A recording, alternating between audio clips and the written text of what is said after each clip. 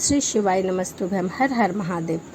कौन सी ऐसी स्त्री है जो नहीं चाहती कि वह सदा सौभाग्यवती रहे।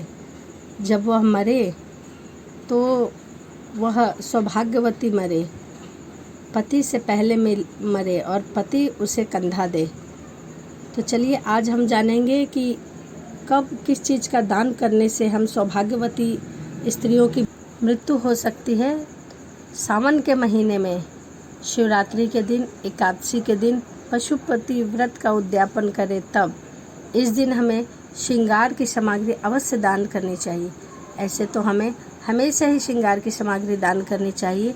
श्रृंगार की सामग्री में कम से कम आप 5 सामग्री ले सकती हैं। सिंदूर, बिंदी, चूड़ी, मेहंदी और अलता। अलता मतलब मुहावर।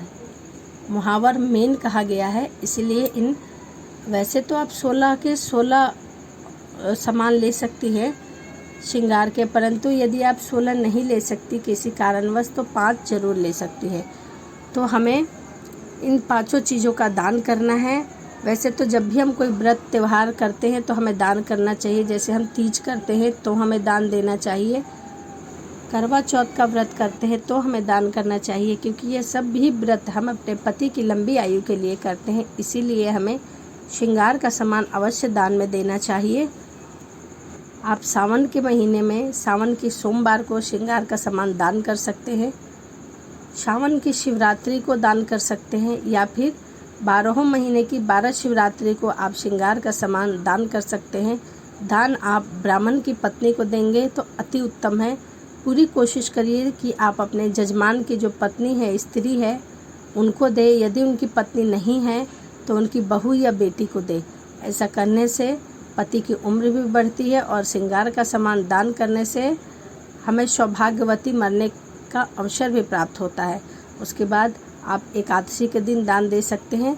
जिस दिन एकादशी का व्रत हो या फिर जिस दिन आप एकादशी का व्रत खोलें उस दिन भी आप दान दे सकते हैं।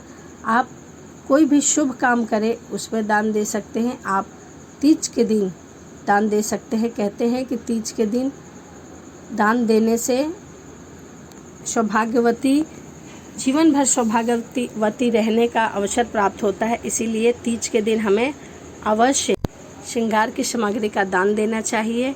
आप करवा चौथ के दिन भी श्रृंगार के सामग्री का दान दे सकते हैं। यदि आप 16 सोमवार का व्रत रखते हैं तो जब आप व्रत का उद्यापन करें तो भी आप श्रृंगार के सामान का दान दे सकती हैं।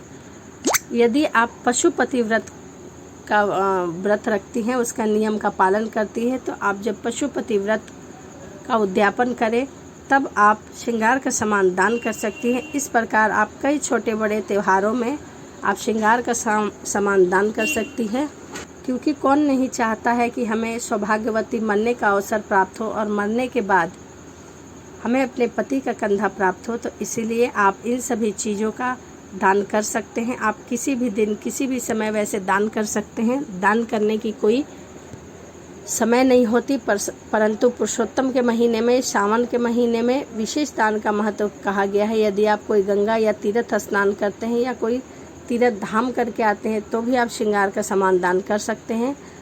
श्रृंगार का सामान किस प्रकार दान करना है, माता गौरी को सभी श्रृंगार का सामान समर्पित करना है। उसके बाद उसमें से उन्हें थोड़ा थोड़ा लगाना है। लगाने के बाद आप ब्राह्मण की पत्नी को उसे समर्पित कर दीजिए। यदि आप चाहते हैं कि उसमें से कुछ श्रृंगार का सामान आप भी अपने घर लेके आइए तो सभी श्रृंगार के सामान डबल चढ़ाइए, ताकि कुछ श्रृंगार के सामान ब्राह्मण की पत्नी को दान के रूप में दे दिया जाए और कुछ श्रृंगार का सामान आप स्वयं अपने लिए घर लेके आए।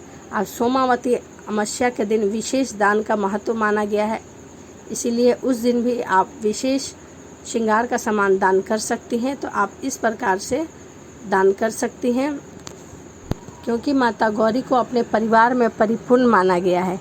जितने भी तीज और त्यौहार होते हैं वो माता गौरी ने सर्वप्रथम अपने पति महादेव के लिए रखा था। इसीलिए हम भी सभी तीज और त्यौहार इसीलिए रखते हैं ताकि महादेव जैसे पति वर के रूप में हमें प्राप्त हो सके। इसीलिए कोई भी श्रृंगार का सामान सर्वप्रथम माता गौरी को समर्पित होता है और माता गौरी को समर्पित करने के बाद ही उसका इस्तेमाल आप कर सकते हैं। तो सावन के महीने में आप भी अखंड सौभाग्यवती रहने के मैंने यह नियम बताए हैं, तो आप भी दान जरूर करिए। सुहाग का सामान दान करने से सौभाग्यवती मरने का अवसर प्राप्त होता है। तो चलिए इसी के साथ वीडियो को समाप्त करते हैं और मिलते हैं अगली वीडियो में। हर हर महादेव, जय शिव शंभू, जय हो गौरा पार्वती की।